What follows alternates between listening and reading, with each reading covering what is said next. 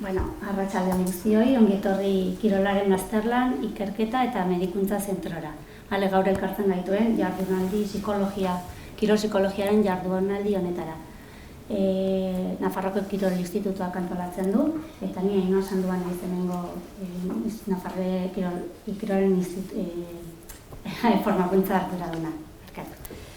Buenas tardes, bienvenidos y bienvenidas todas al Centro de Estudios de Investigación en Medicina y Deporte, a estas jornadas de psicología deportiva que las organiza el Instituto Navarro de Deporte. Soy Ainhoa Sandúa, responsable de formación del instituto y de este centro. La jornada de hoy, como bien sabéis, está enfocada a la psicología deportiva. Es un tema que tiene gran interés, ya solo por las personas que habéis acudido aquí ya se ve. Hay muchas personas que me han llamado que no podían acudir, bien porque entrenaban, bien porque estaban lejos, y de manera que vamos a grabar la sesión para que luego la colgamos en nuestra página web del Instituto Navarro del Deporte y poder visualizarla quien lo desee. Para profundizar el tema que nos une aquí, voy a presentar un poco.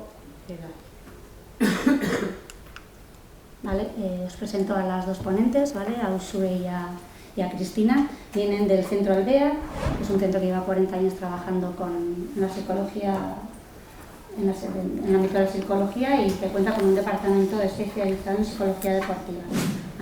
Estos talleres están dirigidos tanto a entrenadores y entrenadoras, familias y propios deportistas.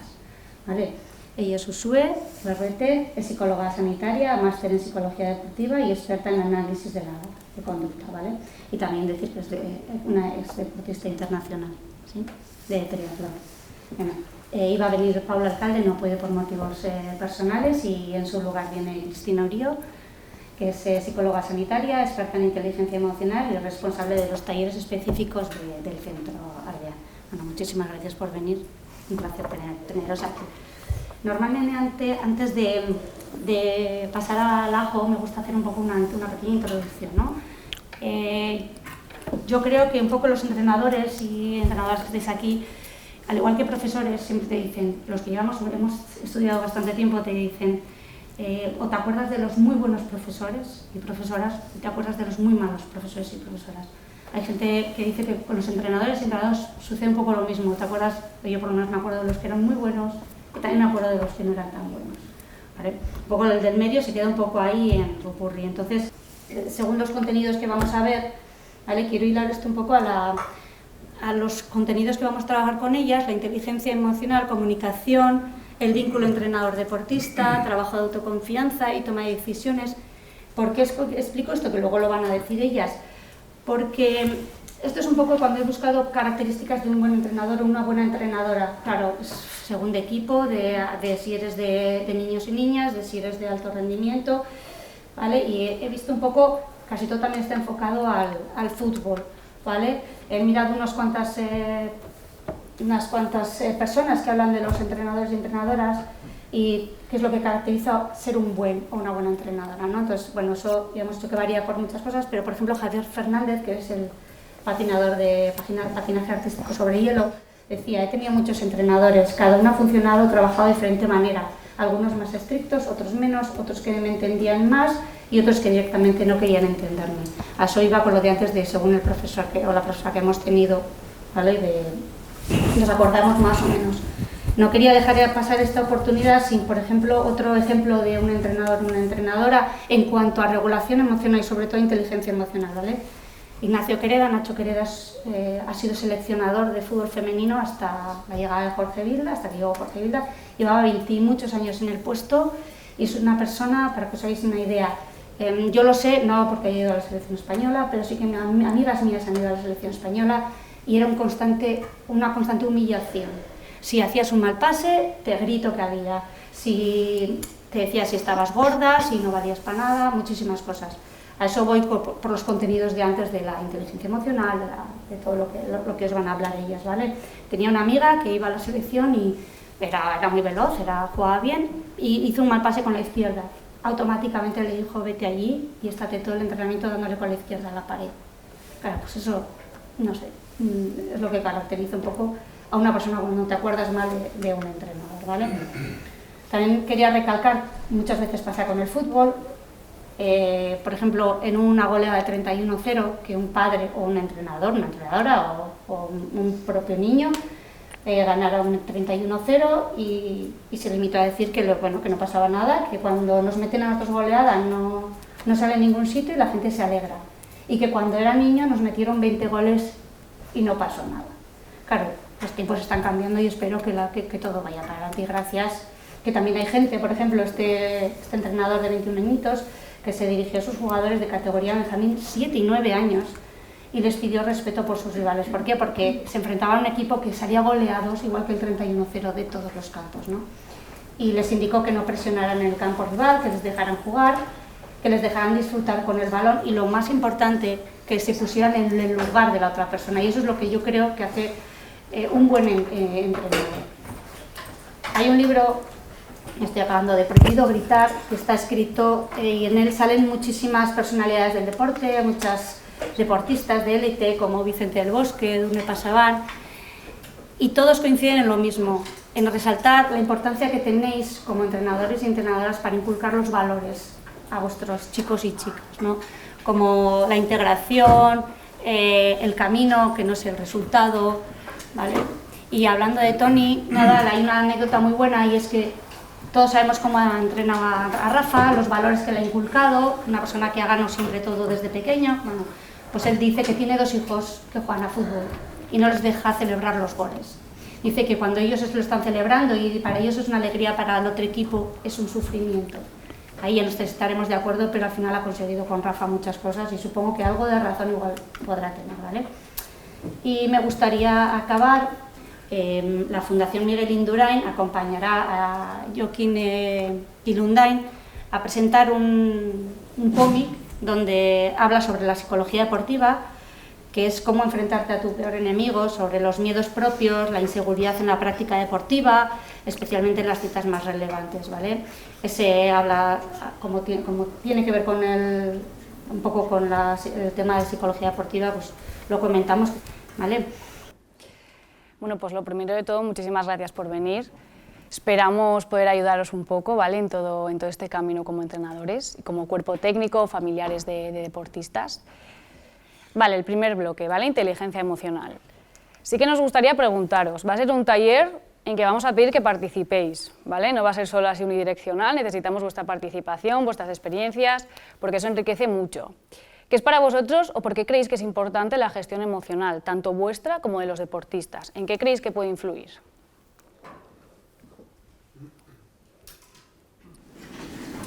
En igual dar una buena imagen, ¿no? Como técnico a tus jugadores y que al final el entrenador tiene que ser un buen ejemplo para los, sobre todo, jóvenes deportistas. Totalmente. Por ejemplo, el aprendizaje vicario, ¿no? Que es uno de los aprendizajes a nivel psicológico más importantes, que es el modelo que yo soy para los deportistas. Los deportistas al final, en muchos casos, son niños que copian a sus modelos y uno de sus modelos son los entrenadores, al igual que los padres, ¿no? Pueden ser. ¿Por algún otro motivo que creéis que pueda ser importante la gestión emocional? Hombre, muchas veces es la manera de evitar conflicto, ¿no? En la relación con el entrenador, o sea, con el jugador o con los propios entrenadores también. Saber gestionar algunos momentos en los que hay tensión y uno necesita controlar la situación para que eso no empeore. Yo creo que eso también es la clave, ¿no? Muchas veces va a haber situaciones, y más en rendimiento o en competición, que se van a escapar de nuestro control. Y eso no nos tiene que afectar a la hora de cómo gestionamos nosotros esas situaciones. Voy a poneros un vídeo, ¿vale? A ver si lo consigo, a ver si no hago nada. Que quiero que me digáis qué es lo que veis. He de decir, es un vídeo que hemos creado nosotras, está un poco sesgado. ¿Por qué? Porque es verdad que hemos intentado buscar de distintos deportes y sobre todo hemos encontrado del fútbol. Porque será, ¿no? También, pero por lo que sea hemos encontrado más del fútbol. Este 3x3 que será los jóvenes. Ahora, lo que me parece increíble, vergonzoso, es que encima a Tomás Boy le parezca injusta la expulsión. Él fue el que motivó estos incidentes. Después de lo que sigue siendo hasta el momento Tomás Boy. Señor Salcedo, usted está muy cerca. Se va atorrado, Dile, vamos a poner más actitud, pues no frieguen, están representando un país, carajo. Madre, delicadita, con tu canacita como Caperucita Roja.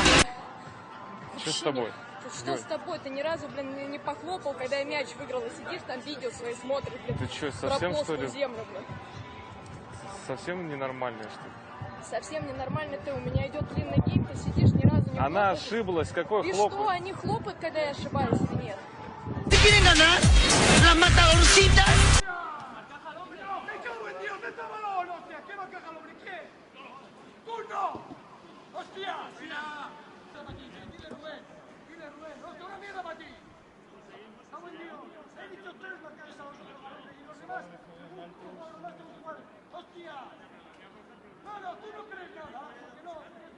Ya me estáis tocando un poco hasta los cataplines. Voy a parar. Tira para allá, Juan, que estamos jugando extremo izquierda, pero tú tira ahí. De delantero centro. Dani, tira para allá. Decid dónde cojones vamos a jugar. Vale, ¿qué es lo que habéis visto en este vídeo?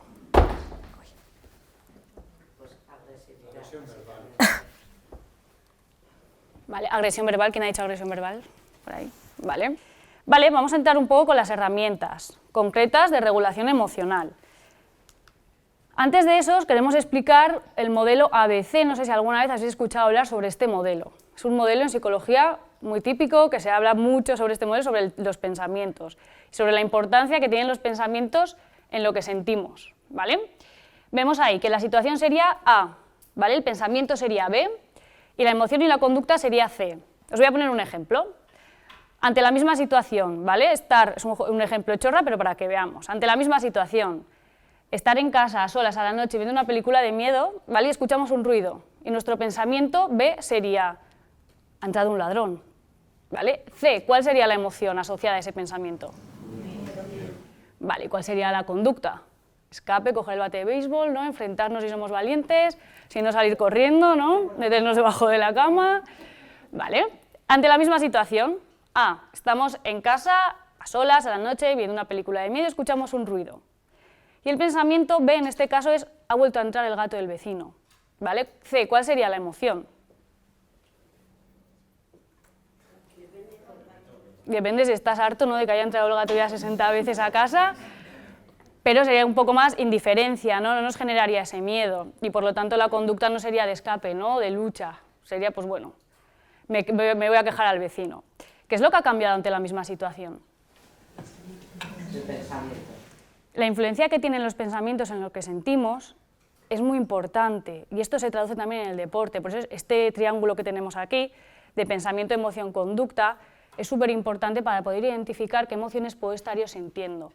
Probablemente si yo estoy sintiendo una emoción muy intensa, ¿vale?, y que dura encima en el tiempo, es porque haya detrás un pensamiento que me está llevando a esa situación. ¿Por qué? ¿Qué pasa con las situaciones? Ahora sí os hago una pregunta, os anticipo que es pregunta trampa, pero ¿quién de las dos personas está pensando bien? ¿La de que es un ladrón o la de que es el gato del vecino? A ver, más claro, que hoy hay murmuros. Las dos piensan bien, cada uno. Vale. Las dos o ninguna, ¿no? ¿De qué va a depender? Cada persona que pasa, las situaciones las percibimos, no las recibimos de manera objetiva. Cada persona percibimos las situaciones y las pasamos por un filtro, por unas ideas, por una historia de aprendizaje, por ciertas variables que hayamos podido vivir. De eso va a depender mucho también el pensamiento que yo tenga y la emoción que yo tenga. Por eso es muy importante ajustar los pensamientos a la situación. ¿Cómo se ajustan los pensamientos a esta situación? Sobre todo en el deporte, siendo objetivo. Y esto parece igual algo muy lógico, pero suele costar mucho, ¿vale? Algo que suele pasar mucho en el deporte. Yo, por ejemplo, estoy en un deporte de equipo y cometo un error. Y por mi culpa se ha marcado gol, han metido canasta, cualquier situación. ¿Qué pensamientos pueden tener esos deportistas si los pensamientos no se están ajustando a la situación? Culpa. ¿Vale? La culpa sería la emoción, ¿no?, que sería C. Pero los pensamientos que le llevan a sentir esa culpa... Igual es venirse abajo diciendo qué malo soy. Eso es. Y estoy interpretando la situación diciendo, joder, qué malo soy, he cometido el error, mi equipo está perdiendo por mi culpa, esto es por mí, no me van a volver a sacar de titular, ¿vale? En cambio, si en vez de tener ese pensamiento que me está llevando a culpa, lo que hago es tener un pensamiento, por ejemplo, he cometido un error, pero eso no significa que vaya a volver a cometer otro. O he cometido un error, pero eso no me hace un deportista malo, ¿no? Simplemente me estoy ajustando a la situación. Por eso es muy importante los pensamientos que tenemos con respecto a las situaciones, porque al final luego también muchas veces, ¿qué pasa? Muchos pensamientos van asociados al resultado, no al proceso. Yo me estoy fijando en si estoy ganando, en si estoy perdiendo, en si estoy haciendo la marca que quería, en qué posición voy, pero al final si yo me fijo en el resultado y no en el proceso, eso me genera totalmente unos pensamientos desajustados, ¿vale? También es importante que según cómo nos sentimos, pensamos. Y va a haber muchos días que aunque yo de normal tienda a pensar en negativo, o porque mi percepción o mis aprendizajes son más negativos, si yo tengo un buen día, un día que todo me está saliendo de 10, que antes del partido he estado fenomenal con mi pareja, que he llegado al partido y aunque no he jugado mucho, me he sentido bien, mis emociones condicionan esos pensamientos. Pero lo más difícil, lo más complicado es que en días difíciles y en días en los que las emociones no son tan positivas, esos pensamientos sean objetivos y realistas. Y yo creo que eso es lo que hay que transmitir desde pequeños, ¿no? El intentar ver la realidad tal y como es y no magnificarla ni minimizarla en algunos momentos, sino ser objetivos para poder trabajar con esas emociones, con esos pensamientos y actuar sobre una realidad. Vale, vamos a trabajarlo ahora, ¿vale? Poniendo vuestra propia experiencia en práctica, este es un autorregistro que se suele utilizar mucho en psicología deportiva. ¿Para qué? Para identificar qué estoy sintiendo yo en cada situación. Es una herramienta que vamos a ponerla en práctica ahora vosotros. Casi todos tenéis una hoja, si no tenemos el móvil, que lo podemos apuntar en notas. Quiero que escribáis el día a la hora de una situación que os acordéis, ¿vale? La situación y el momento, qué estoy pensando, qué emoción estoy sintiendo y dónde la siento, ¿vale? Y qué hago y cómo actúo, para que veamos todo lo que hemos visto en la diapositiva anterior. Esto, por ejemplo, es aplicable, ¿no? Porque lo vemos así y decimos, bueno, ¿y esto para qué? Es aplicable, pues imaginaros que tenéis un jugador que siempre se muestra inseguro o siempre se muestra frustrado después de un partido, después de un entrenamiento. Hay un momento de malestar asociado al deporte y lo que queremos es que haya un momento de bienestar, ¿no? Que es lo que quiere generar al final. Entonces podemos hacer un registro con él si vemos que es una situación que se está dando muchas veces y que le está afectando, por ejemplo, en su autoestima, pues coger y decir, venga, después de los entrenamientos vamos a hacer un registro de inseguridad. Entonces vamos a identificar todos los momentos en los que te has sentido inseguro, para ver qué situaciones son aquellas, cómo te estás percibiendo en ese momento, qué pensamientos tienes y los podemos cambiar. Es decir, es una herramienta para trabajar de forma concreta que no va a servir con todo el equipo, sino con las personas que tengan una necesidad específica. Y con vosotros mismos también, ¿no? Al final, como entrenadores, es muy importante qué estoy pensando y cómo estoy gestionando esas situaciones, porque también va a incidir en cómo comunique a los deportistas. Vale, ¿alguien que quiera comunicar alguna situación que haya registrado?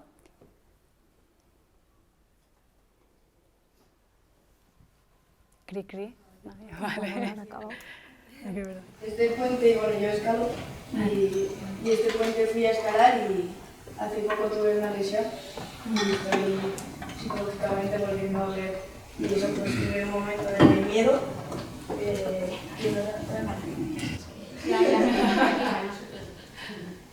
Eso, tuve un momento de miedo que no era luego tan realista, pero eso pues era un momento de miedo porque para mí había una caída fea que podía repetirse al daño que me hice, a la lesión que me hice.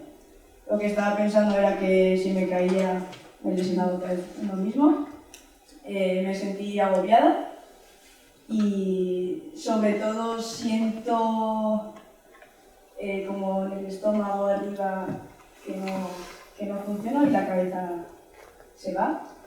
Y como actúo, pues hay veces que consigo colgarme, respirar, ver un poco desde fuera la situación que estoy teniendo. Y como en escalada vamos 2 personas mínimo, pues esa persona también me ayuda. Pero bueno, Sí que es verdad que algo que has dicho yo creo que es muy importante también, ante muchas situaciones, y si es muy repetitivo en los deportistas, que yo tenga un pensamiento de, en tu caso como puede ser, ¿no? Yo si hago este gesto me he lesionado previamente haciendo este gesto. Si me veo en una situación en la que puedo repetir de nuevo este gesto, es muy fácil que a mí me vengan pensamientos de, ostras, puedo volver a lesionarme, no quiero volver a pasar por todo esto, y esto también se puede identificar en vuestros deportistas, sobre todo relacionado con la lesión o con cualquier fallo que hayan tenido. Si es un deportista que ha cometido un fallo, y por lo que sea ahora, una de las cosas que suele ser más recurrentes es evitar evito volver a hacer esta situación, o evito o escapo de estas situaciones que me generan ese malestar. Evito, por ejemplo, dar un pase porque sé que lo he fallado previamente y me empiezo a bloquear, ¿vale? Y eso también es algo que suele pasar mucho. ¿Alguna otra situación? Perdón. Según yo, el miedo al final es una emoción de supervivencia, como todas las que tenemos. Entonces, cuando se activa ese miedo es porque realmente te está avisando de que hay un peligro porque ha tenido el aprendizaje de que haya habido ese peligro, ¿no? Entonces, tu cerebro se activa porque recuerda. Entonces, también es importante en ese momento validar esa emoción y comprender. Es decir, estoy sintiendo miedo porque es que me está previniendo de que me vuelva a pasar. ¿Qué pasa? Que a veces, como les digo a los niños chiquititos, tenemos el miedo, que es nuestra emoción y que nos ayuda a sobrevivir, pero el miedo a veces es indiscriminado y se activa ante momentos de peligro, pero hay veces que se activa ante situaciones que no son peligrosas, pero por recuerdos se activa. Entonces tenemos que ver cómo modular ese miedo para que no nos incapacite, reconocerlo y decir, tengo miedo porque he vivido esto, pero no tiene por qué volver a pasar. Hay la misma probabilidad de que pase y de que no pase, un 50-50, ¿no? Entonces ahí lo que decía Usu, en vez de evitar ese tipo de situaciones, es ponerte progresivamente con alguien que te dé seguridad, que le comuniques, tengo miedo, me pasa esto, me siento así, lo noto hasta en el estómago, hasta en mi cabeza empieza a nublarse y ver pensamientos negativos. Ayúdame en ese momento, que sea tu figura de seguridad y vete enfrentándote poco a poco. Pero ese miedo es adaptativo y le tienes que dar las gracias de que está ahí también. O sea, yo creo que algo importante que has dicho también es ajustar el pensamiento, que es lo que hemos dicho antes. Si yo estoy diciendo, joder, me voy a volver a lesionar, es un pensamiento desajustado que, como hemos visto en el modelo ABC, me va a generar una emoción de miedo. Si me empiezo a ajustar ese pensamiento y me empiezo a exponer, como te ha dicho Chris, también se va haciendo ese cambio. ¿Vale? ¿Alguien más que quiera explicar? Yo ahora mismo lo entreno, pues he entrenado muchos años, y una de las cosas que más me ha costado como entrenador era ser capaz de cocinar, entre comillas, el mensaje según fuera el jugador, o sea, pensando en la persona de adelante. Porque cuando empiezas, te parece que tú tienes que imponer tu criterio, sea quien sea. Pues hace muy bien, otros de garritos, pues hace de muchas maneras. Pero yo, como me pasaban los años, me daba cuenta de que tenía mucha más eficacia el mensaje cuando yo lo adaptaba a la persona que tenía delante. Entonces, estaba yo intentando recordar situaciones un poco más estresantes y claro, yo dejé de entrenar ya hace algún año y hace 2 años tuve que sustituir a un entrenador y la verdad es que me pasé mal porque estaba en un partido que estaba intentando corregirle a un jugador algo que no hacía bien y hubo un momento en que se encaró conmigo porque yo a él, claro, le estaba transmitiendo un mensaje pues más estresante o más, no sé, negativo, porque no lo conocía suficientemente, probablemente, ¿no? O él a mí. Y entonces llegó un momento en que ya le pegué un grito, aquello la verdad que fue bastante lamentable por mi parte, y de hecho hasta el árbitro me llamó la atención después del partido, ¿no? Que joder, te has pasado, ¿verdad? Y yo me di cuenta de que pues es verdad, le pedí disculpas a él, le pedí disculpas al equipo, pero la situación real fue que él no estaba actuando correctamente. Yo no había sido capaz de transmitirle un mensaje para que reaccionara de una forma positiva. Entonces, claro, yo me sentí fatal. O sea, para mí aquello fue una especie de hundimiento, ¿no? Me dije, joder, ¿qué pasa? ¿Qué he hecho? ¿Qué tontería más grande? Pero luego, la verdad es que luego me quedé tranquilo cuando me disculpé con él y con el equipo, ¿no? Les expliqué pues, que me había sobrepasado un poco la situación de tensión porque no me parecía que correspondía a lo que yo le pedía y que precisamente yo había actuado mal. Eso me ha acordado de esa situación porque es la que se me quedó muy grabada, ¿no? Yo llevaba un tiempo ya sin entrenar y vuelvo a entrenar y la lío casi allí, ¿no? Yo creo que algo que has dicho que es muy importante es la individualidad del deportista. Y eso como entrenadores es súper importante conocerlo. Luego vamos a ver una técnica más adelante que se llama nivel óptimo de activación, que no sé si habéis escuchado hablar sobre ello, que es básico para conocer al deportista y para saber precisamente cómo actuar dependiendo de qué deportista tengo delante. Si es un deportista que está sobreactivado o al revés. Igual es un deportista que no está activado, entonces le pueden venir bien ciertos gritos, dependiendo, ¿no? Entonces es súper importante conocer al deportista. Así que luego, si quieres, más adelante retomamos esta situación, ¿vale? Cuando veamos esa técnica. Yo tenía la duda de lo que he dicho antes, de lo de que cuando un jugador de cualquier equipo se mete en propia, además que uno de los ejemplos del juego limpio es animar al compañero que falla, porque el de equivocarse, nos podemos equivocar todos. Si un jugador, yo qué sé, pues de categoría infantil o cadete, se te pone a llorar en medio del partido, porque yo tuve esa experiencia antes de que aumentase la pandemia. Si tú le animas tal y luego le pegas gritos como yo le hice en ese caso, le dije o paras de llorar o te saco. Luego en el tiempo de descanso seguía llorando en el vestuario y digo que no estamos perdiendo por tu culpa. Luego conseguimos reclutar distancias en esa situación. ¿Qué haces? Si no consigues tú como entrenador o entrenadora solucionar ese problema del jugador. Habría que ver el caso, ¿no? También de manera más concreta y más específica, pero así de manera general, esto sin poder aplicarlo de manera individual, habría que verlo, pero de manera general sí que si necesita ese deportista un tiempo fuera, aprender a relajarse y cuando ya esté tranquilo, que sea el que te comunique volver a entrar, sería mejor que intentar insistirle, porque de alguna manera muchas veces también, ¿qué pasa? Si está mal, si está teniendo una emoción muy negativa, muy intensa, y yo estoy detrás, venga, que no es por tu culpa, que no es por ti, sal, se puede agobiar todavía más. Entonces, en esos casos, mejor darle un tiempo a que se recupere, pero es muy importante, habría que ver el caso de manera concreta. ¿Vale? Yo en el tiempo de descanso me acerqué a él en el vestuario y le intenté animar, pero seguía el chaval llorando y ya dije, pues mira, chico, no sé qué hacer. Y puede pasar, pues le dejamos ese tiempo que necesite para recuperarse, para gestionarse también emocionalmente, porque si a los adultos nos cuesta gestionarnos emocionalmente, imaginemos a los niños también, y ya cuando se vea con fuerza, que te lo comunique y volver a entrar. Adelante, ¿no? Eso es. Vale. Pues mira, voy a empezar justamente por llorar. Porque iba a empezar por otra cosa, pero no, porque como has hecho esa pregunta, no llores. Muchas veces hemos oído esto y ahora está como prohibido decir, no llores. ¿Qué pasa con el llorar? Llorar al final es una forma de expresión de muchísimas emociones, de alegría, de satisfacción, de miedo, de tristeza, de rabia. Es expresión y es validarme a mí mismo y permitirme reconocer esa emoción y tenerla en ese momento presente, ¿no? Y es que hace poco se ha visto una cosa que es estupenda y que se ha descubierto recientemente, que nosotros sabemos que con las emociones como la ansiedad o el estrés hay un aumento de cortisol, que es una hormona, ¿no?, que es tóxica en excesiva cantidad en nuestro cuerpo, y se ha descubierto que el llorar, en cada lágrima hay una cantidad bastante importante de cortisol. Entonces, cuando lloramos, perdemos estrés, perdemos ansiedad. Seguramente tu deportista estaría expresando su emoción, pero además estaría quedando súper a gusto. Y no le podemos cortar ese llanto. Sí que es verdad que le podemos acompañar, que si necesita salir, salga. Pero el no llores estaba prohibido, pero es que ahora está más que prohibido. Porque es que es nuestra herramienta principal para liberarnos del estrés, de la ansiedad, del agobio y de un mal día. Y quien no ha llorado alguna vez se ha quedado súper a gusto. Entonces, ¿qué tenemos que hacer con las emociones? ¿Qué hacer y qué no hacer? Me he puesto que quien se traga las emociones se ahoga. Y eso es así.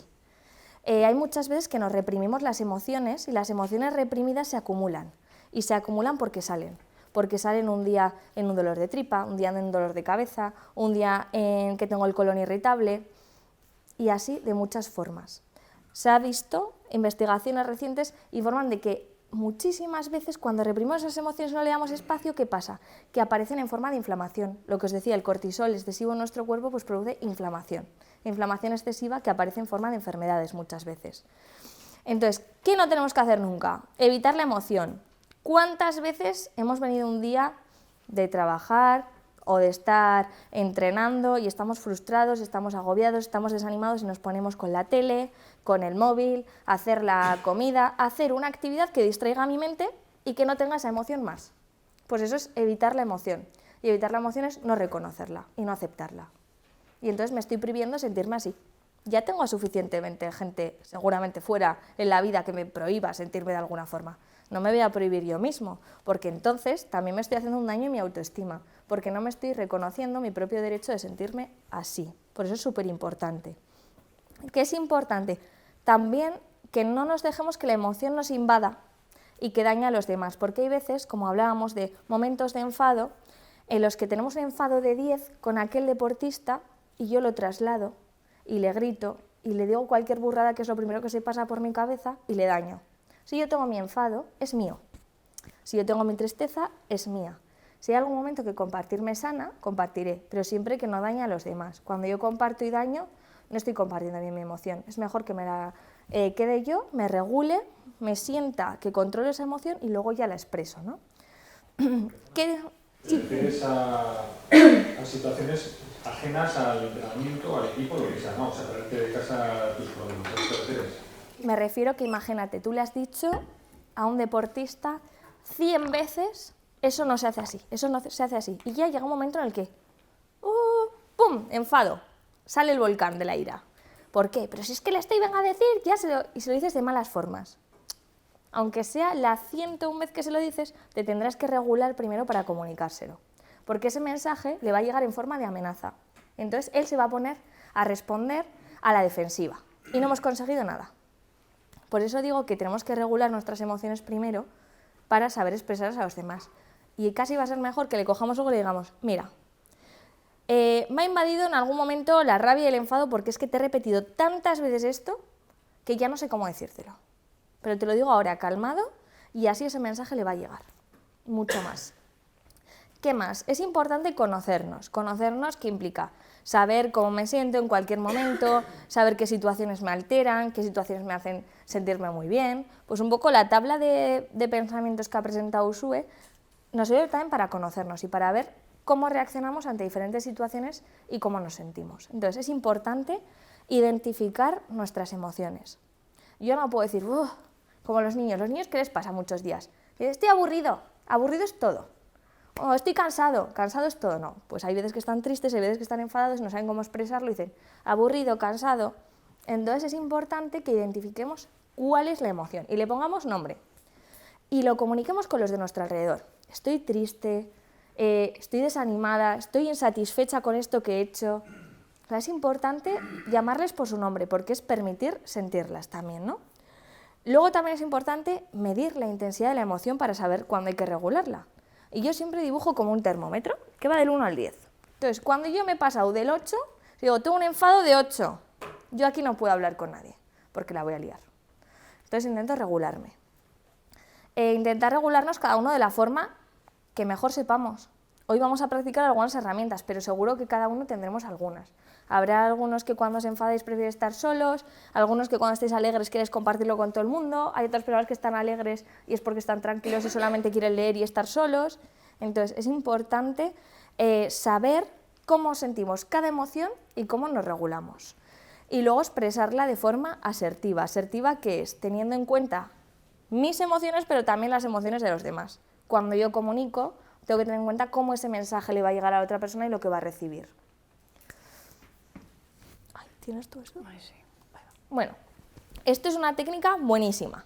Parece así un poco infantil, pero es una técnica de la leche y que os va a servir para vosotros y para si entrenáis con niños, con adolescentes, bueno, con todas las edades. ¿Qué es el semáforo emocional? Es una herramienta para regularme. Sobre todo funciona para emociones que tienen una intensidad alta. Cuando medimos en ese termómetro y estamos más arriba del 7-8, ahí hay que aplicar el semáforo. ¿Y el semáforo qué es? Que yo cuando tengo una emoción disparada estoy en rojo. Y estoy en rojo como un semáforo cuando se pone en rojo. ¿Qué pasa en un semáforo en rojo? Que si yo paso, hay riesgo de que me atropellen. Pues si yo estoy enfadada nivel 8 y empiezo a expresarlo, voy a dañar al otro, seguramente. Me voy a arrepentir de lo que diga. Voy a sentir culpa luego. Voy a darle vueltas a mi cabeza. Entonces, paro. ¿Y parar qué es? Tomarme un tiempo para mí. ¿Y cómo mejor forma de tomarme un tiempo? Es coger e irme a otro espacio. Se le llama tiempo fuera. Cojo, me voy a otro espacio, pero no estoy huyendo de esta emoción. Sé que me voy a calmar para luego volver y solucionarlo mejor. Eso es una diferencia muy importante. Cuando ya me he ido y estoy sola, solo, intento pensar. Porque pensar nos ayuda a coger claridad y a ver qué hacemos con esa emoción. Entonces, cuando pienso, muchas veces, cuando hay enfado, a mí me gusta pensar, ¿merece la pena este enfado? ¿Cuántos van a ser no merece la pena este enfado? Y en cuanto pensemos eso, se nos va a pasar. Eso es la mayoría de las veces. Y muchas veces intentaré regularme. Porque pensaré, ¿merece la pena este enfado? Y diré, sí, merece la pena este enfado. Entonces voy a intentar regularme para poder tenerlo, pero de una forma que no nos dañe. Y ahí aplicaremos algunas técnicas que vamos a ver a continuación, como la relajación o como el salir a pasear, tomar aire, ¿no? Buscar cada uno su forma de regularse. Y cuando ya me haya regulado estaré en verde. Y en verde ya puedo actuar. Y cuando puedo actuar puedo pensar diferentes soluciones al problema. Porque cuando una emoción me invade generalmente es porque hay un problema. Y un problema se llena de preocupación, pero la preocupación hay que quitarla y hay que transformarla en ocupación. Y para ocuparnos hay que buscar soluciones y evaluar cómo son esas soluciones, qué consecuencias va a traer cada una de esas soluciones y coger la mejor. Vale. Entonces, vamos a hacer una técnica que es muy complicada de hacer aquí porque es una relajación y se suele hacer de forma individual o en parejas o en grupitos muy pequeños, pero bueno, vamos a intentarlo. Si alguien tiene algún tirón, alguna contractura, cuando yo os vaya diciendo los pasos, por favor, esa zona o esos músculos no hagáis fuerza y los dejáis, estéis tranquilos, seguís el ejercicio, pero sin tensar esos grupos musculares, ¿vale? ¿Por qué vamos a hacer este ejercicio? Pues porque, como os he dicho, hay muchas veces que la emoción nos invade, sobre todo para momentos de agobio, angustia, inseguridad, ansiedad, todos aquellos momentos en los que nuestro sistema nervioso está hiperactivado. Y entonces nos produce sensaciones como dolor de cabeza, mareo, temblores, dolor de tripa, me cuesta respirar, se me hace un nudo en la garganta y necesitamos que ese sistema nervioso vuelva a su ser, darle estabilidad y se calme. Entonces, esto es una técnica súper potente que si se practica nos ayuda un montón. Entonces, lo primero de todo, poneros en una postura cómoda, con esas mesas hacer lo que podáis. En casa cuando lo hagáis, aquí no os voy a pedir, pero desabrocharos pues cinturones, quitaros zapatos, todas esas cosillas. Y bueno, el objetivo de esta técnica es regularnos, calmarnos y tomar conciencia de las sensaciones corporales que nos rodean. Voy a intentar poner una música calmada, no sé si se puede bajar la luz un poquito. Pues ahora, móviles fuera, manos, si podéis encima de las piernas, mejor. Si podéis cerrar los ojos, mucho mejor. Cerrarlos, por favor. Poneos cómodos. Y dedicaros un momento a vosotros, que a veces cuesta un montón hacer este ejercicio porque nunca hemos estado en silencio 5 minutos. Así que venga, una intentona. Y ahora, para concentrarnos un poco, quiero que os imaginéis una cartulina de color negro en posición horizontal. Simplemente una cartulina. Y en el centro de esa cartulina, un barco de vela blanca, que está en el centro, y quiero que pongáis toda la atención en si ese barco se mueve hacia algún lado, izquierda, derecha, si se aleja, si se acerca. Y simplemente esta cartulina con este barco nos va a servir de anclaje. Cuando vengan pensamientos que no tienen que ver con el ejercicio a nuestra mente, volvemos a imaginarnos la cartulina negra y el barco en el centro.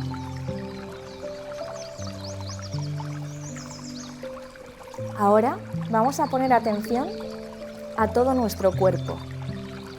Vamos a poner la atención en nuestros pies, concretamente en nuestros dedos de los pies. Y vamos a imaginar que estamos en la playa y que queremos coger arena con esos dedos de los pies. Y vamos a apretar todos nuestros dedos haciendo el gesto de coger arena. Vamos a mantener esa tensión y vamos a concentrarnos en cómo se siente y cómo se refleja en nuestra planta, en nuestro talón. Si nos duele, quitamos un poquito de tensión. Ahora vamos a soltar poco a poco y vamos a concentrarnos en cómo se siente cada uno de esos dedos cuando les liberamos de esa tensión y les permitimos que se relajen. Podemos llegar a sentir cansancio que se queda después de haber aplicado tensión. Repetimos, volvemos a tensar, metemos los dedos en la arena, cogemos arena con nuestros dedos y sentimos todas las sensaciones que hay, tomando conciencia de cada uno de nuestros dedos, aplicando tensión.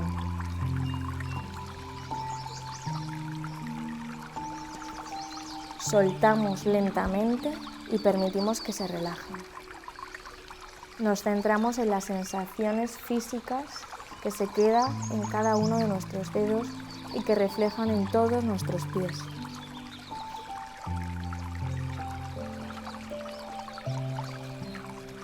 Ahora, si podéis, intentamos estirar las piernas y miramos con las puntas de los pies hacia nuestra nariz. Aplicamos la tensión justa y suficiente. Y nos concentramos en cómo esa tensión se refleja en nuestras rodillas, gemelos, y cómo nos invade.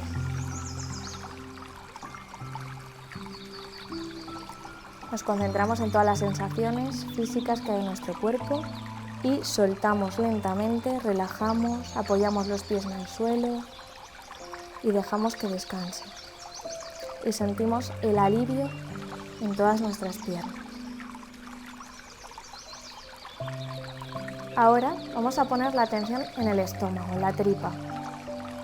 Vamos a intentar imaginar que estamos delante de un espejo y que metemos la tripa hacia adentro. Haremos presión y sentimos cómo inmediatamente también se tensa nuestra espalda. Quizás esta tensión nos recuerda alguna emoción, al miedo, a la intranquilidad, a los nervios. Seguimos tensando sin soltar, concentrándonos en cómo se siente nuestro cuerpo cuando hay tensión y soltamos lentamente, permitimos que toda nuestra tripa se hinche de aire, la relajamos, nos concentramos en esa sensación de alivio y de descanso.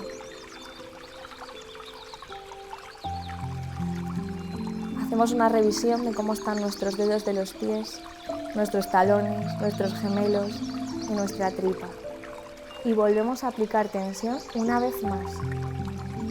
Podemos poner las manos encima de la tripa para sentir esa tensión, para conectar con nuestra respiración. Nos centramos en no soltar aún esa tensión que estamos aplicando. Y nos fijamos en cómo se refleja en nuestro cuerpo. Os recuerdo que si se os va la mente a otro sitio, podéis volver a la cartulina y al barco. Soltamos lentamente, nos relajamos, permitimos que descanse nuestro cuerpo, le liberamos de toda esa tensión. Y ahora ponemos la atención en nuestras manos. Vamos a imaginar que tenemos 2 limones y que queremos exprimirlos. Apretamos nuestras manos. Nos concentramos en qué recuerdo nos viene. Es probable que nos recuerde a momentos de enfado, de frustración. Nos concentramos la atención en cada uno de nuestros dedos y cómo se refleja en nuestros antebrazos. Soltamos, liberamos y sentimos cada uno de nuestros dedos descansando, liberados de tensión.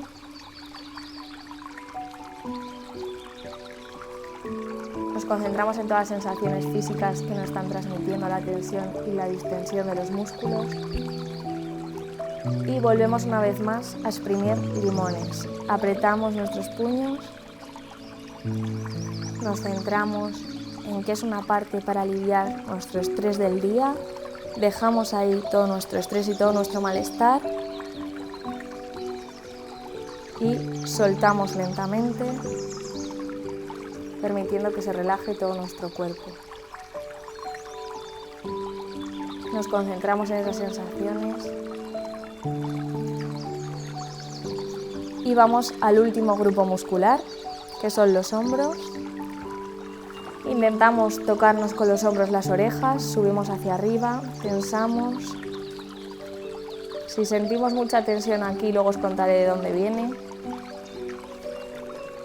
Nos concentramos en cómo se refleja en todo nuestro cuerpo y soltamos. Lentamente podemos mover la cabeza poquito a poco hacia los lados para relajarla.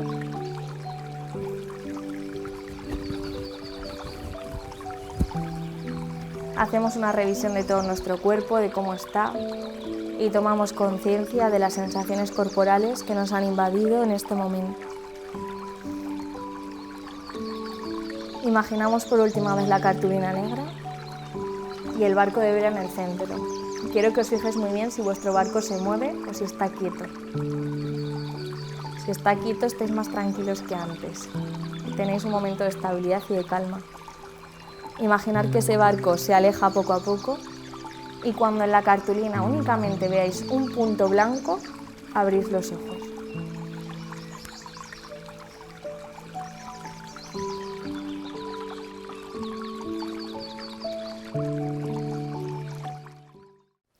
¿Qué tal? ¿Os habéis relajado? ¿Alguien le ha funcionado? No la hemos hecho por completo porque cuando os he dicho estirar las piernas, luego me he dado cuenta y digo, no puedes estirar la mitad de las piernas. Pero bueno, es un ejercicio para hacer en tranquilidad, en un momento de calma, en silencio, en casa y sobre todo practicarlo mucho. Pero si en algún momento os entran los nervios, cualquier situación, por ejemplo, a la hora de hablar en público con alguien, pues probar simplemente a aplicar tensión 2 o 3 veces en las manos y en los pies, que no se nota nada, y seguro que os relajaréis un poco. Eso es un truco, realmente un truco. Sí que me gustaría añadir, no sé si lo habéis pensado en algún momento, ya que sois todos deportistas o exdeportistas, entrenadores o relacionados con el ámbito del deporte, ¿os habéis planteado que esta técnica quizás igual es un poco difícil aplicarla según en qué contexto? No sé si antes de salir a una competición, ¿no? Yo tiro un poco a la natación, que soy una nadadora, pero antes de tirarme al agua, ¿no? Y en esos momentos donde está todo el público, están llamando el nombre de las que van, de mis contrincantes, estoy rodeada de gente. Ponerme a aplicar esta técnica en esos momentos no es un contexto fácil. No sé si lo habíais pensado esto. ¿Qué pasa con estas técnicas? Que dan resultado y son muy buenas, pero hay que entrenarlas. Esto es como todo, ya que somos deportistas aquí la mayoría y lo sabemos. Todo ejercicio, toda técnica requiere entrenamiento. Ahora lo que ha hecho Chris aquí, que está súper bien, pero si luego la queremos aplicar en contextos donde quizás hay niveles de estrés más altos, contextos donde quizás son de competición, hay que también exponerse a esas situaciones y una manera de empezar a aplicar esta técnica es en los entrenamientos. Pues quizás antes de un testeo, antes de una prueba en la que me van a coger tiempo para una competición o cualquier situación en la que quizás se asemeja más a una competición, ahí es donde puedo empezar a practicar esta técnica, ¿vale? Esto es súper importante porque aquí es súper fácil ponerlo en práctica con la música, así relajante, pero luego esto no lo vamos a tener en la competición en muchas situaciones. Entonces hay que exponerse también, esto es como todo, a trabajar esta técnica. Todos los días, si podéis, al final, antes de irnos a dormir, todos los días podemos tomar 5 minutos para hoy aplicar esta técnica e ir también automatizándola, ¿vale? Porque ahora no la tenemos interiorizada y una de las cosas también para que una técnica funcione en contextos donde hay un nivel de estrés bastante alto es que la automaticemos, ¿vale? Por eso es muy importante entrenarla. Perdón.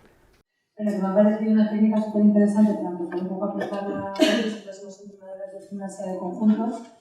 Y la duda que yo tenía es, si yo empiezo a aplicar esta técnica, por ejemplo, antes de los entrenamientos o durante los entrenamientos, ¿hay algún tipo de repercusión muscular, de pérdida de tensión muscular, o esto es fantástico? Hombre. Mejor después de los entrenamientos. Sí. Yo creo que es una técnica que va dirigida a unas emociones también, ¿no? Entonces, como bien decimos, es una relajación. Entonces, antes de empezar a entrenar, ¿queremos estar relajados o queremos estar al terminar, ¿no? Igual esa es la pregunta. Yo creo que si viene una persona que en ese momento le ves que está hiperactivada porque ha tenido un mal día y lo está reflejando, pues igual 5 minutos, le enseñas la técnica, la haces ahí en calma y volvemos, ¿no? Pero según también el momento en el que esté. Pero yo creo que para terminar un entrenamiento, irnos a casa súper relajados está fenomenal. Y luego también es una técnica que hay que tener cuidado, como os he dicho, con las contracturas, con los tirones, esas zonas no se relajan, ¿vale? Hemos hecho una versión súper breve, esto hay en internet un montón, pero se puede relajar músculo a músculo, dedo a dedo, o sea, al detalle. Hay unas relajaciones que duran hasta media hora. Es una técnica, como he dicho, que es que activa el sistema parasimpático, entonces regula el sistema simpático.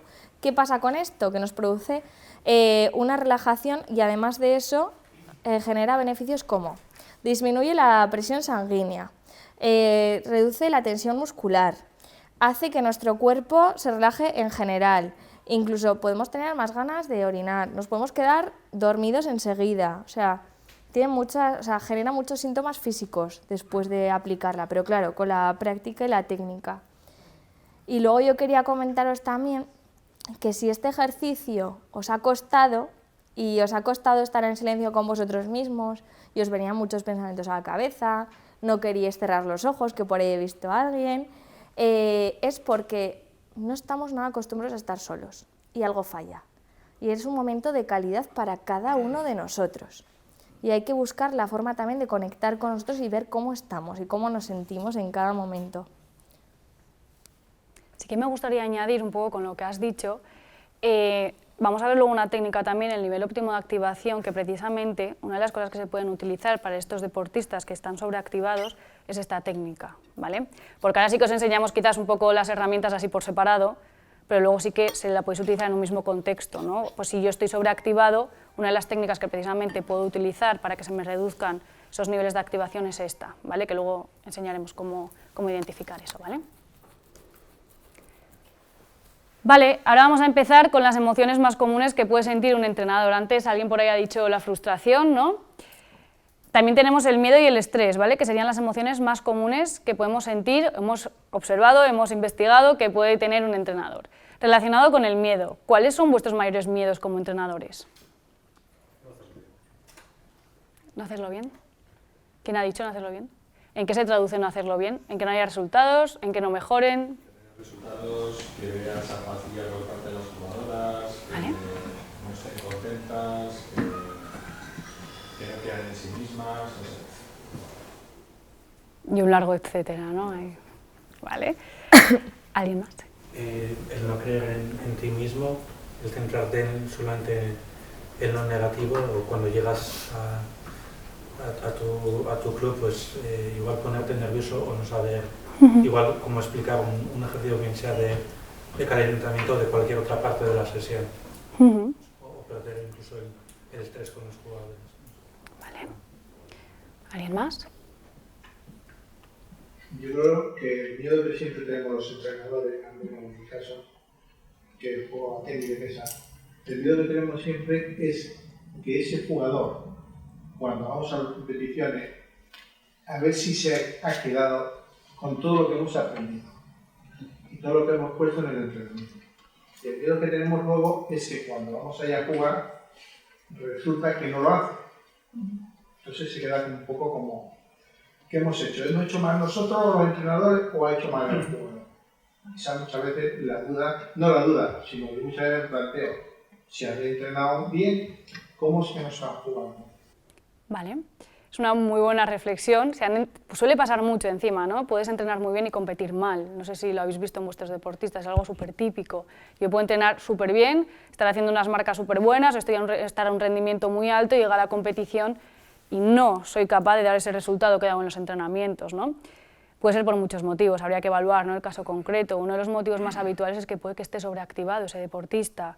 Quizás el contexto de competición está siendo muy estresante, porque luego también algo, no sé si habéis reflexionado sobre esto, no estamos acostumbrados a competir, o sea, estamos acostumbrados a entrenar. Entrenamos 4 o 5, los que sean, a la semana, pero no competimos 4 o 5 días a la semana como entrenamos.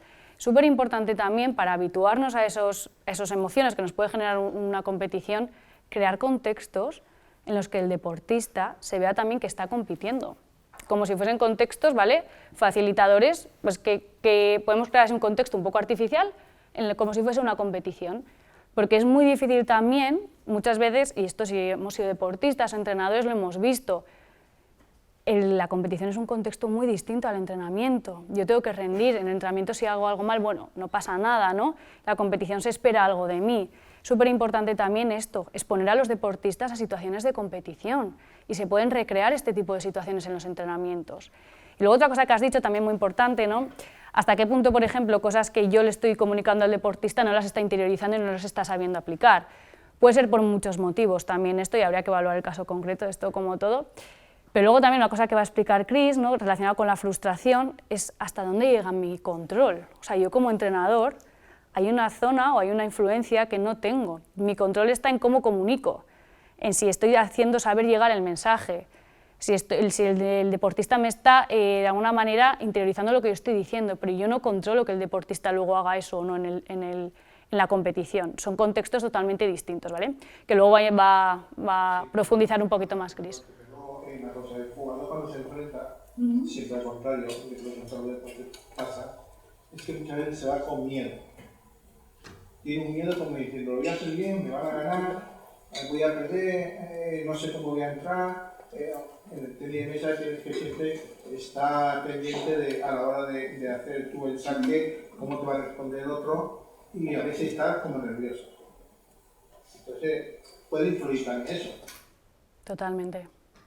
Y ahí también lo que hemos dicho antes, se puede facilitar que el deportista se acostumbre a esos contextos, creándole ese tipo de contextos en los entrenamientos, ¿vale?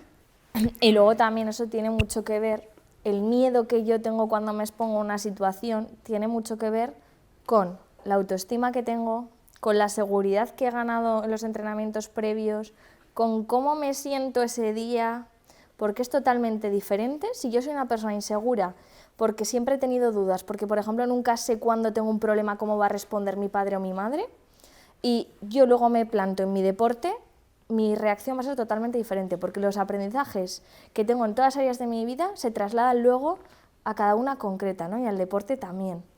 Entonces, esa autoestima también es importante trabajarla desde el deporte y reforzar y ponernos todo el rato en el contexto de decir, vamos a ver, has tenido hoy un fallo, pero ¿qué cosas buenas también tienes? O sea, tú no te puedes ir a casa con la sensación de que has fallado todo el rato.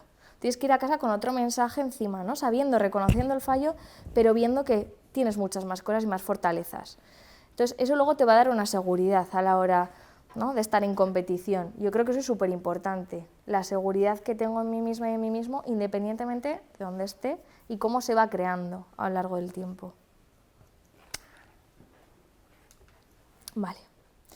Bueno, la frustración. La emoción que tenemos todos en todos los ámbitos de nuestra vida y en el deporte muchísimo. ¿Qué es la frustración? ¿Quién tendría una palabra para definirme la frustración? ¿Vale? Eso es otra emoción, enfado. ¿Pero es enfado puro la frustración o no? Impotencia. Impotencia, decepción. ¿Qué más? La no aceptación. No aceptación. ¿Vale? La frustración es una emoción súper potente y que nos enseñan muy poquito a regularla. Y es una emoción que podemos relacionarla totalmente con el enfado, pero también con la tristeza. Porque cuando hay frustración es porque yo tengo unas expectativas y es porque yo quiero conseguir algo. Y algo no me está saliendo tan bien como yo quiero. Entonces, es una emoción que, como todas las emociones que tenemos, es súper positiva. ¿Vale? Porque ya no hay emociones negativas y positivas, hay emociones que nos sirven para sobrevivir. Y la frustración es una de ellas. Y lo que nos ayuda es a buscar alternativas cuando tengo un problema, cuando hay algo que no me sale bien.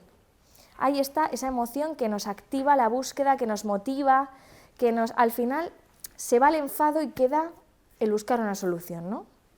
Pero sí que es verdad que esta emoción aparece muy frecuentemente cuando establecemos objetivos que no son realistas, que no son alcanzables o que no dependen de nosotros. Quiero ganar el partido del domingo. Si no lo gano, me frustro. ¿Depende de ti ganar el partido del domingo? ¿O depende también de tus compañeros, de tu entrenador, del otro equipo? ¿De quién depende, no? Entonces, es importante que para tener una buena tolerancia a la frustración y aceptar esta emoción, establezcamos objetivos realistas y que seamos capaces de lograr y alcanzables, ¿no? Entonces, cuando quieres motivar a alguien, algo que ayuda a esa autoestima que hablamos antes, es saber ponerle un reto que sabemos que va a conseguir y que lo consiga. Y eso le sube la autoestima por las nubes. Y generamos que ese deportista vaya luego seguro al partido, ¿no? Entonces, es importante conocer cuáles son los objetivos, las metas y ser realistas. Y luego también aquí entra la autoexigencia, la frustración.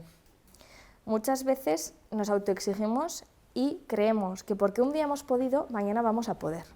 Y eso es una mentira. Un día hemos podido, pero igual al día siguiente el día no es igual. Yo me levanto diferente, ha habido un problema en casa, me he retorcido el tobillo. Entonces, es importante bajar a la realidad y decir lo que me gustaría y lo que puedo. Y centrarnos en lo que puedo. ¿Qué puedo dar hoy de mí? Y poner ahí el foco de atención, ¿no? Entonces yo creo que es importante también, como habías comentado antes el tema de la frustración, ver qué pueden hacer, qué pueden controlar y cuáles son las expectativas. Y que nunca, nunca, nunca, nunca, nunca nuestra expectativa sea ganar. Porque entonces mi momento de felicidad se limita a un segundo. Entonces todo el demás, o sea, todo el tiempo que ha quedado y todo el entrenamiento y todos los partidos, se han perdido, no son momentos de felicidad. Entonces, es importante no poner el foco todo el rato en un número, en el ganar, en el resultado. Y aquí hemos puesto una herramienta para trabajar la frustración, que es la técnica SMART. ¿Vale? SMART, ¿qué quiere decir? Que tenemos que desarrollar objetivos con nuestros chicos, con nuestras chicas específicos, medibles. Por ejemplo, en un atleta, vamos a medirle el tiempo. Queremos que mejore no sé cuántos segundos. Eso es específico, eso es medible. Ahí podemos entrar a ver si lo ha alcanzado, si no, a reevaluar, realistas y en un tiempo. Los objetivos a corto plazo funcionan mejor que los objetivos a largo plazo. Y los objetivos a corto plazo nos hacen llegar al objetivo a largo plazo. Hay que imaginarnos una escalera. Si yo me pongo en la escalera final, en el objetivo a largo plazo, probablemente me frustre y no llegue. Entonces, es importante dividir ese objetivo a largo plazo en pequeños objetivos que yo pueda alcanzar momentáneamente y trabajando en ellos. Y bueno, y esto era otra parte importante, ¿no? El foco de atención. ¿Dónde pongo el foco de atención? ¿En lo que yo puedo hacer o en lo que no depende de mí? Tenemos dos focos atencionales. El foco, la zona de preocupación que llamamos, y la zona de influencia, que yo he puesto debajo de la zona de preocupación mi zona de frustración. Porque si yo todo el rato pongo el foco en las cosas que no dependen de mí, ¡ay, es que quiero ganar, quiero hacerlo súper bien hoy, quiero que mi compañero me pase! No depende de mí. Entonces me voy a frustrar, porque yo no puedo controlar las cosas que hacen los otros, las conductas de los otros, pensamientos de los otros, las emociones de los otros. Sin embargo, si yo intento centrarme en mi zona de influencia, mi zona de influencia es tener una buena alimentación, intentar ir a todos los entrenamientos, dar el máximo, pedir ayuda cuando la necesito, ir al fisio si estoy mal. Si yo tengo controlada mi zona de influencia, mi zona de preocupación probablemente se reduzca, y mi estrés y mi frustración y mi malestar también. Entonces, en un minutillo, ¿qué sí depende de vosotros, como profesionales, como entrenadores? ¿Qué cosas sí dependen? ¿Qué cosas, si las hacéis, si las tenéis en cuenta, vais a ganar seguridad? Darles los medios y las herramientas de trabajo que necesitan. Muy bien, está ahí como un guía, ¿no? Que les vamos indicando el camino, cómo le comunicamos, qué caras le ponemos en un entrenamiento, qué cosas le decimos y qué cosas le hacemos que haga que dependan de lo de ella. Esto es súper importante, que al final nuestras preocupaciones se reducen cuando ponemos la atención en cosas que sí que controlamos y vamos ganando seguridad progresivamente. Vale. También relacionado con el tema de la frustración, antes con lo que has dicho, ¿no? Depende de mí cómo rinda el deportista. Es una zona que no, es algo que no depende de mí. Entonces, mi objetivo como entrenador no va a ser que el deportista consiga una marca, o no va a ser que el deportista consiga una posición. Mi objetivo tiene que ser otro, que es lo que yo controlo, ¿vale? Con todo eso, una herramienta súper potente es la que os ha explicado Chris, que es los objetivos SMART. Y ya no solo a nivel de... Es súper interesante tú cuando llegas como deportista y tu entrenador te dice que esta semana tu objetivo es este. Y tienes 5 días, ¿vale?, a corto plazo para, me lo invento, mejorar el revés. ¿En qué se traduce que mejoras el revés? Pues que lo puedas meter en esta parte de la pista de tenis, que le tengas que dar en este ángulo y que de alguna manera sea medible y que el deportista también vea esa mejora, ¿vale? Ahora sí, entrando con el tema del estrés, que es una técnica que os he dicho antes también con la historia que has contado tú, el nivel óptimo de activación. ¿La habéis escuchado hablar del nivel óptimo de activación? ¿Sí? ¿Nos pilla de nuevas? Vale, ¿qué es el nivel óptimo de activación? Todo deportista tenemos un nivel óptimo en el que competimos a nuestro máximo rendimiento, ¿vale? Si nos pasamos de esa activación, el rendimiento va a bajar. Si nos quedamos cortos, el rendimiento también va a bajar. Entonces, es súper importante aprender a buscar cuál es la zona que tenemos cada deportista para rendir a esos niveles, ¿vale?, que queremos. En este gráfico, ¿vale?, por un lado sería el rendimiento en vertical y la activación en horizontal. Entonces, cuando vemos a mayor activación, el rendimiento también baja. A menor activación, el rendimiento también baja. Siempre va a haber una zona en la que el rendimiento va a ser máximo, pero la activación no es máxima, porque muchas veces parece que nos tenemos que activar. jo, es que igual ya estoy activado y a mí me están diciendo que me tengo que activar, y a mí que me venga el entrenador y me diga, oye, Usue, venga, actívate, es que igual ya estoy activada, porque igual mi zona de máximo rendimiento es un 6. Igual la de otro deportista es un 8. Por eso es muy importante saber conocer cada deportista en qué nivel de activación es cuando mejor rinde. Que puede pasar también muchas veces, y no sé si os ha pasado alguna vez con algún deportista, que lo veáis muy pasivo antes de competir, que lo veáis como inhibido, ¿no? que no está activado. Puede que esté sobreactivado, porque una de las cosas de la sobreactivación lleva a la inhibición.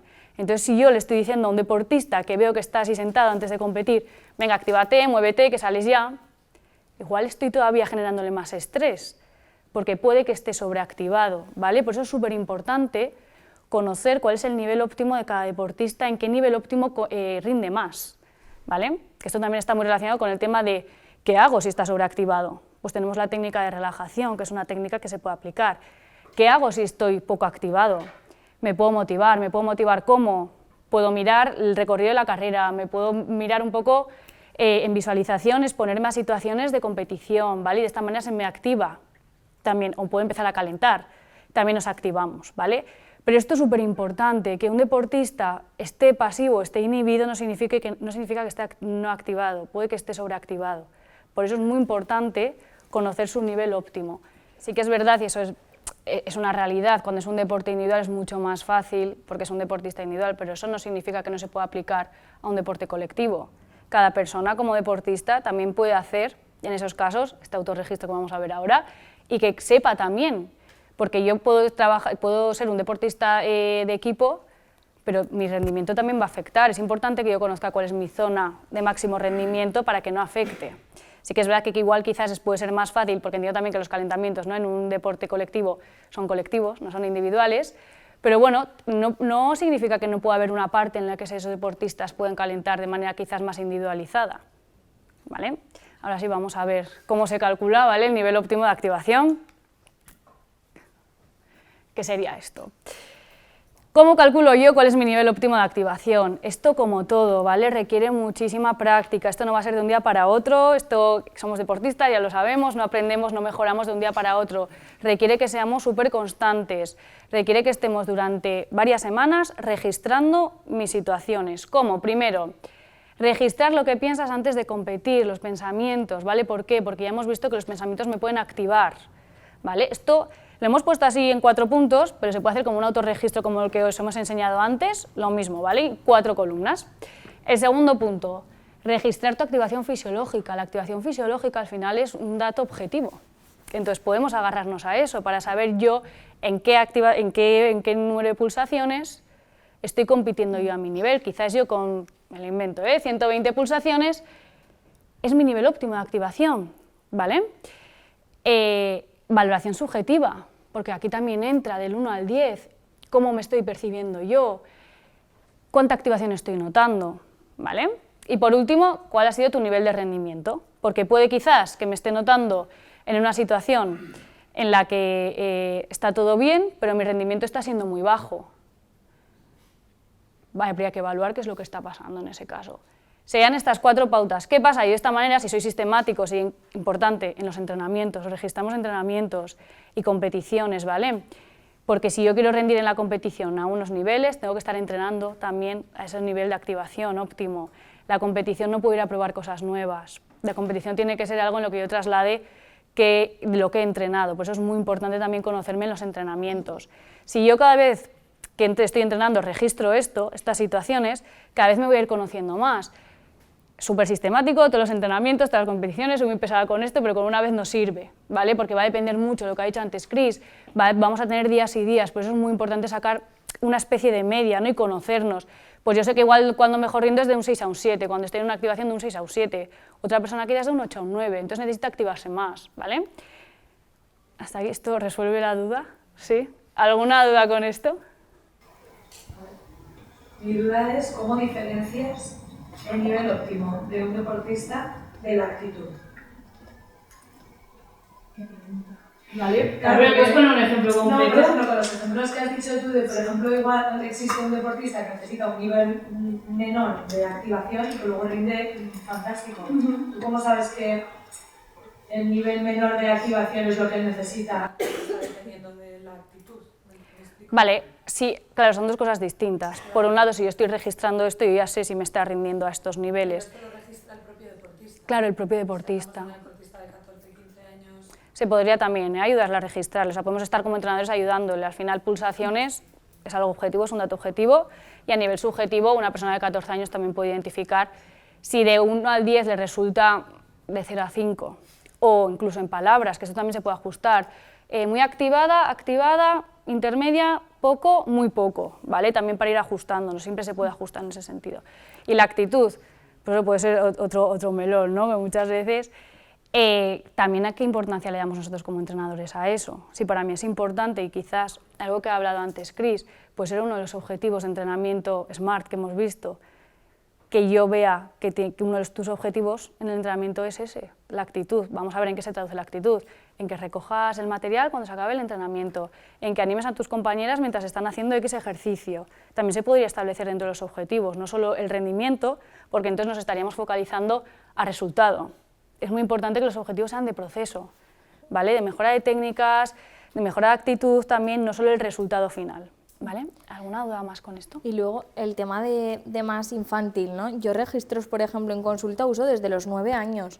Hay que ajustar todo a ellos, hay que adaptarnos. Entonces, pues por ejemplo, para ver la intensidad les dibujamos un termómetro por colores con números. Para registrar la situación, pues cuando le ponemos los pensamientos que tienen, les ponemos unos bocadillos, ¿no? Con colores. Entonces, mediante unas fichas hay que buscar la forma en la que ellos pueden hacerlo. Son capaces.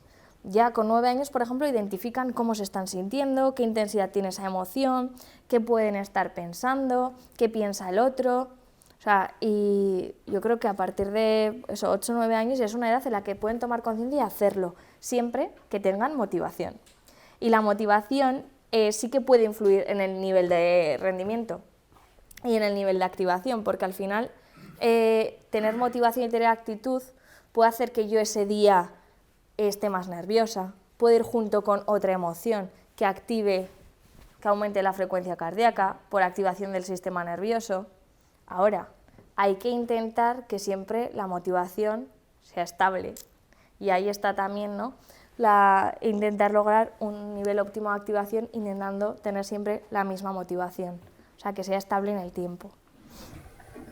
Esto no se podría convertir en un arma de doble filo. Si tú enseñas a un deportista a conocer demasiado bien los parámetros pre-competición, si identifica que en esa competición esos parámetros se corresponden con otras donde no ha rendido adecuadamente, le puedes estar...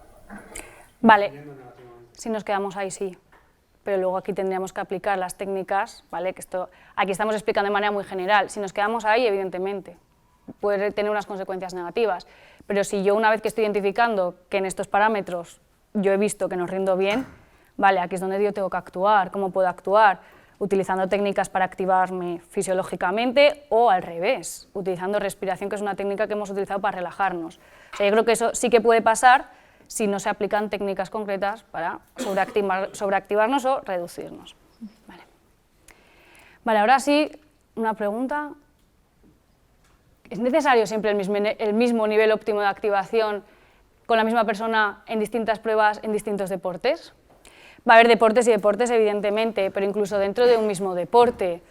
Vuelvo un poco a la natación, que he sido nadadora, no es lo mismo yo que me tira a nadar un 50 libres que me tira a nadar un 800 libres. Yo no puedo salir con el mismo nivel óptimo de activación. Entonces, claro, aquí va, ¿qué hacemos? ¿Registramos distintas situaciones si estoy entrenando para distintas pruebas? Sí, porque yo no rindo igual. O sea, yo no necesito, que no podemos salir con el nivel de activación que puede salir Usain Bolt en una maratón. O sea, al kilómetro 10 igual estamos ya en la maratón que no acabamos, ¿no? Por eso hay que aprender a regularse mucho. Y ya como deportista, cambia mucho dependiendo de la prueba, ¿vale? Aunque seamos atletas, dependiendo de la prueba que hagamos, cambia. Y cada persona es distinta, ¿vale? Entonces, cambia dependiendo de la prueba y dependiendo de la persona, ¿vale? Quizás en deportes colectivos, que antes no sé quién ha comentado también, tú si eres un futbolista siempre te vas a encontrar el mismo contexto, siempre es el mismo partido, siempre vas a jugar los mismos minutos, siempre vais a jugar 11, por ejemplo en fútbol, a caso de que no haya rojas, ¿no? Ni nadie expulsado, siempre es el mismo contexto. Lo que puede cambiar quizás es lo que has dicho tú, el nivel a nivel de si es una final, si simplemente es un partido de liga normal, pero claro, ahí volvemos a lo mismo, el nivel óptimo de actuación es el mismo, independientemente de las exigencias que tenga, porque el contexto es el mismo. Aquí cambia mucho, ya no solo por la distancia, nos podemos fijar la salida, o sea, una sale con tacos y la otra salen no sé cuántas miles de personas a la vez, nivel de óptima actuación que tiene ante eso, o sea, también son contextos totalmente distintos, ¿vale? De forma muy rápida, que nos estamos alargando un montón y os querréis ir, un poco el tema de la comunicación, el cómo comunicar de forma eficaz, de forma efectiva, una forma en la que nuestro mensaje llegue y le haga a la otra persona recapacitar, dar una vuelta y sentirse bien. Aquí hemos puesto las 4 Cs, que nos han parecido las más importantes. Y 3 tienen que ver un poco con la comunicación verbal y la última con la no verbal. Entonces, es importante que tengamos claro el mensaje que vamos a transmitir. Un mensaje claro tiene que durar poco tiempo, tiene que ser breve. Y tú cuando tienes muchas cosas que decirle a un deportista, hazlas en diferentes momentos, porque si no el mensaje no va a llegar bien. Entonces es importante que sea sencillo de entender, ajustado al lenguaje de las diferentes personas, de las diferentes edades. Y también es importante la finalidad que tenemos con ese mensaje. ¿Qué queremos conseguir haciendo esa comunicación en ese momento? ¿Queremos que mejore algo? ¿Queremos preguntarle cómo se siente? ¿Qué queremos? ¿Cuál es nuestra finalidad? ¿No? Porque cambiará la forma en la que emitimos el mensaje, cambiará el contexto en el que lo hacemos, dónde y en qué momento, ¿no? Luego, la confianza. Cuando yo voy a transmitir un mensaje, y es un mensaje que tiene un objetivo importante, como marcarle un objetivo realista, es importante que yo esté regulado, que yo esté calmado, que yo tenga clarísimo el mensaje, que yo pueda manejar la situación si se me vuelve de vuelta. Si la otra persona no me está entendiendo bien, si no le está sentando bien lo que le estoy comentando. Entonces, es importante que si es algo muy importante lo practiquemos y le demos una vuelta, porque cuando yo practico un mensaje y lo digo en voz alta, mi cerebro lo guarda y lo recoge en nuestra memoria. Entonces luego cuando lo voy a decir hay menos probabilidades de quedarme en blanco, de trabarme, de darle vueltas a las cosas. ¿Qué más cosas importantes? La comunicación no verbal, el cómo transmitimos los mensajes. Nuestro cuerpo habla por sí solo, entonces, si yo me pongo a hablarle a un niño así, pues ese niño es probable que haga así y se eche para atrás. Es importante que cuando transmitimos un mensaje y somos transparentes y claros, abramos las manos, comuniquemos con nuestra mirada, sin tener una mirada ahí fija y penetrante, sino una mirada tranquila, que sonriamos, que comuniquemos, que expresemos con nuestra cara el mensaje también, que no haya un momento en el que nuestro cuerpo diga lo contrario a lo que estamos transmitiendo, porque entonces ya la estamos liando petarda. ¿Qué más? Así, muy brevemente, no sé si conocéis los estilos de comunicación. Yo añadiría unas temas. Coherencia. Coherencia. Totalmente, la coherencia es súper importante, aunque también tenemos que saber que muchas veces podemos cambiar de opinión y podemos pensar en un momento dado algo como que es correcto y luego ya no es. Y también hay que coger y con total sinceridad y transparencia decir, me he equivocado, ¿no? Entonces, coherencia a la par de sinceridad iría de la mano. No sé si conocéis los estilos de comunicación, pasivo, agresivo y asertivo. ¿Suena de algo? El cómo comunicamos y el cómo vemos también a nuestros jugadores un poco en la comunicación. Una persona pasiva, que es una persona que al final se siente insegura en ciertos momentos, que en la comunicación no verbal le vemos que habla al cuello de la camisa, que se intenta tapar, que se siente muy insegura, que dice a todo que sí, que nunca expresa su opinión, que siempre tiende a hacer lo que otros dicen, que nunca se queja. Entonces, el estilo de comunicación pasivo, ¿qué trae? Pues una autoestima baja y una falta al final de autoconfianza en cada uno de nosotros, ¿no? Entonces es importante también que animemos a que expresen su opinión, a que digan cómo se sienten, aunque no siempre vayan a tener razón, pero expresar y decir y contar. Por el lado contrario tenemos el estilo agresivo, que el estilo agresivo, más allá de chillar, faltar al respeto, tener una comunicación o un lenguaje no verbal muy agresivo, con gestos desafiantes, moviéndose un montón, con la mirada fija, también puede conllevar que transmitamos el mensaje pensando solamente en yo, en lo que yo quiero, en lo que yo necesito y no me estoy poniendo en tu lugar. Es decir, es un mensaje egoísta, ¿no? Es sin tener en cuenta al receptor y cómo le va a llegar a él ese mensaje. Y el estilo asertivo, que es el que deseamos y el que logramos, al final, ¿qué hacer? Pues transmitir el mensaje y lo que yo opino y lo que yo creo, pero siempre de la forma en la que no dañemos al otro, teniendo en cuenta cómo se puede sentir cuando le hablamos y le comunicamos algo. Por eso es importante cómo corregimos, cómo damos pautas, cómo indicamos nuestro lenguaje no verbal, qué estamos diciendo, esos no llores, o eso así no es, o ese grito en el último momento, porque genera unas consecuencias en la persona, ¿no? Y un estilo, por ejemplo, de comunicación agresivo conllevará que igual ese jugador, ese deportista vaya luego al partido asustado, temeroso, con miedo, no quiera seguir las instrucciones porque si tú me hablas así yo no quiero oírte. Vale, así brevemente vamos a ver las 3 técnicas de comunicación asertiva, no sé si las conocéis, técnica de sándwich, banco de niebla y disco rayado. La técnica de sándwich es un poco la técnica por excelencia, ¿vale? ¿Cómo comunico yo? Si yo quiero comunicar un límite, quiero decir algo que creo que no está bien, ¿cómo lo comunico sin hacer daño a la otra persona? Vamos a hacer un sándwich, ¿vale? ¿En qué sentido? Los panes van a ser algo positivo y lo de dentro va a ser lo negativo. Voy a empezar comunicando con algo positivo, voy a introducir dentro lo que quiero cambiar o lo que quiero, el límite que quiero poner y vamos a terminar con algo negativo, ¿vale? Por ejemplo, si estamos en un entrenamiento, entiendo que estás muy cansado, pero es importante que atiendas a esto que estoy diciendo, luego si quieres, cuando terminemos el entrenamiento seguimos hablando, ¿vale? O sigues hablando. De alguna manera lo que hacemos es introducir las partes positivas y en el medio lo que queremos cambiar, ¿vale? Disco rayado, pues como su propio nombre indica, es un disco rayado, ¿vale? ¿En qué sentido? Ya, pero que quiero seguir hablando. Como te he dicho, entiendo que estés cansado, pero luego puedes seguir hablando, es importante que te centres en esto. Pero, joder, que quiero seguir hablando con mi compañero, como te he dicho, ¿vale? Es importante que prestes atención en esto, luego si quieres puedes seguir hablando, ¿vale? Y banco de niebla, ¿en qué consiste? Dar la razón, pero a medias, ¿vale? Creo que esto tendría que ser de esta otra manera. Entiendo lo que estás diciendo, pero ya decidiré yo si quiero hacer esto o no, ¿vale? Doy la razón, pero luego el juicio final o la decisión final la tengo yo. Vale, ¿qué opináis sobre las charlas motivacionales?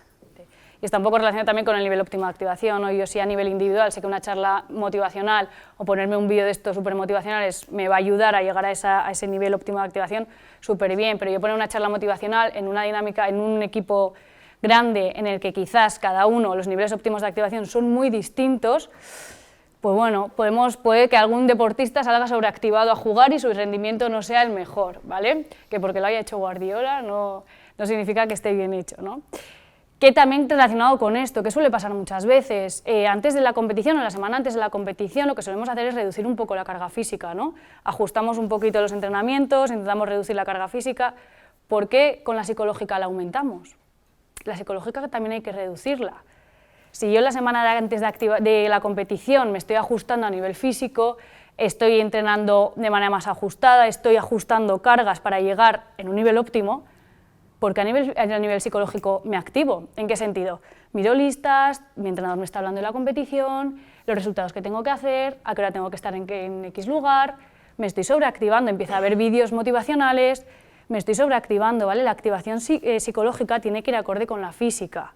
Si yo en temporada o en pretemporada le dedico tiempo a activarme físicamente, bueno, podemos trabajar la parte psicológica, pero la semana antes de la competición, el día anterior, me pongo música motivacional, me pongo ahí vídeos a tope de ver cosas, de esta técnica, de lo otro, me estoy activando psicológicamente y esto va a hacer que probablemente el rendimiento no sea óptimo. O sea, es muy importante también como entrenadores en la semana antes de la competición, al igual que ajustamos la carga física, ajustar la psicológica, ¿vale?